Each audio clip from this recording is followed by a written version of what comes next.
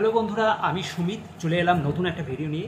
আজ দুটো টপিক নিয়ে কথা বলবো, যার মধ্যে অবশ্যই যে এক্সক্লুসিভ আপডেটটা দেব সেটাতে পরে আসি। তবে তার আগে যেটা বলে রাখি যে রাজকুমার যে সিনেমাটা সেটা আজকের থেকে কিন্তু যুক্তরাষ্ট্র এবং কানাডাতে রিলিজ হয়ে গেল। তো বাংলাদেশের পাশাপাশি বিদেশেও এবার থেকে চলবে এই ছবিটা। আজকের 19শে এপ্রিল আগে থেকেই জানিয়ে দিয়েছিলেন পরিচালক যে আজকের থেকে বিদেশেও মুক্তি পাচ্ছে রাজকুমার। তো যাই হোক, বাংলাদেশ, কানাডা এবং আমেরিকা যুক্তরাষ্ট্র যে সমস্ত কান্ট্রিগুলো, সমস্ত জায়গা মিলিয়ে 200খানা হলে চলবে রাজকুমার। তো এটা একটা হিউজ স্কেল, যেটা নাকি বাংলা ছবির ক্ষেত্রে আমার মনে হয় খুবই কম দেখা যায়। তো অবশ্যই এটা একটা ভালো দিক। এবং পাশাপাশি এই ছবিটা প্রথম সপ্তাহে কিন্তু অলরেডি 1 কোটি টাকার উপরে বক্স অফিসে বিজনেস করে ফেলেছে। এখন পর্যন্ত পাওয়া খবরে 1,25,00,000 টাকা ফার্স্ট উইক কালেকশন রাজকুমার সিনেমাটির। তো আশা করা যাচ্ছে যে দ্বিতীয় সপ্তাহে সেটা আরও বেড়ে যাবে, কারণ প্রথম সপ্তাহে আমরা দেখেছিলাম যে টিকিট নিয়ে একটা কিন্তু চরম দুর্দশার সৃষ্টি হয়েছিল। বেশ কিছু জায়গায় ব্ল্যাকও হচ্ছিল টিকিটের। পাশাপাশি এই বিদেশেও যেহেতু মুক্তি পাচ্ছে, তো এবার এই যে বক্স অফিস যে কালেকশনটা সেটা এবার আরও বেড়ে দ্বিগুণ হয়ে যাবে।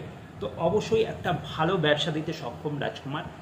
কিন্তু এর পরের যে ছবি, অর্থাৎ সাকিব খানের পরবর্তী ছবি যেটা আসতে চলেছে তুফান, এবার সেই ছবিটাকে নিয়ে একটা যে লেটেস্ট আপডেট উঠে এসছে সেটা হচ্ছে যে বলিউডের সিঙ্গার, বলা ভালো পাকিস্তানের শিল্পী আতিফ আসলাম এই ছবিতে গান গাইতে চলেছে। হ্যাঁ বন্ধুরা, আতিফ আসলাম ফার্স্ট টাইম এরকম বাংলাদেশের কোনো ছবিতে গান গাইতে চলেছে। তিনি পাকিস্তানের শিল্পী হলেও বলিউডি সিঙ্গার হিসেবে বেশি পপুলার। আতিফ আসলামের গান মনে হয় কম বেশি সবাই তোমরা শুনেছো।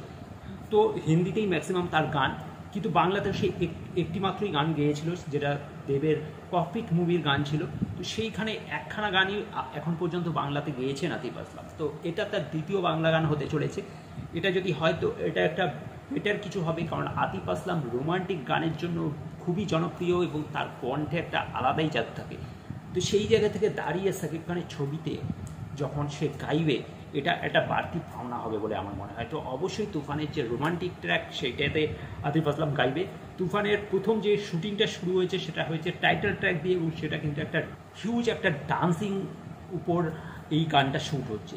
তো সেটা হয়তো মেবি আগে আসতে পারে, কিন্তু পরে যে রোমান্টিক ট্র্যাকটা আছে তুফানের মধ্যে, সেই রোমান্টিক ট্র্যাকটা গাইছেন আতিফ আসলাম। তো রিসেন্টলি আতিফ আসলামকে বাংলাদেশেও আসতে দেখা গেছিল। তো যাই হোক, এই তুফানে তার গানটা কিন্তু আমরা অবশ্যই মুখিয়ে থাকবো তার গান শোনার জন্য। বাংলাতে এতদিন বাদে তাকে আবার গাইতে শোনা যাবে, তাও আবার সাকিব খানের কোনো ছবিতে। সেটা অবশ্যই আশা করি সাকিবিয়ানদের জন্য তো বটেই, এবং পাশাপাশি বাংলা ইন্ডাস্ট্রির প্রত্যেকের কাছেও এটা একটা বড় চরম পাওনা হবে। কারণ তুফান কিন্তু একটা হিউজ স্কেলে কাজ হতে চলেছে, 3টে প্রোডাকশানের কাজ। তো বুঝতেই পারছো, প্লাস ভারত বাংলাদেশ সব মিলিয়ে। তো যাই হোক, আপাতত সেই ছবির ভারতের যে শুটিং সেটা শুরু হয়ে গেছে। তো আশা করব খুব তাড়াতাড়ি আমরা এই ছবির গানের কিছু ঝলক অন্তত দেখতে পাবো।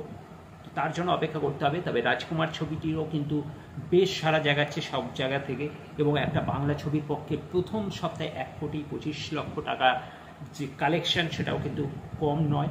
তো সেটাও একটা বেশ ভালো আশানুরূপ ফল দেখা যাচ্ছে। যাই হোক, দেখা যাক এবার যে তুফান ছবিটা কতটা কি বক্স অফিসে নতুন ইতিহাস সৃষ্টি করতে পারে।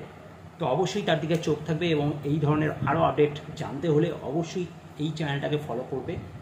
তো দেখা হচ্ছে পরে নতুন কোনো ভিডিও নিয়ে। Thank you, by.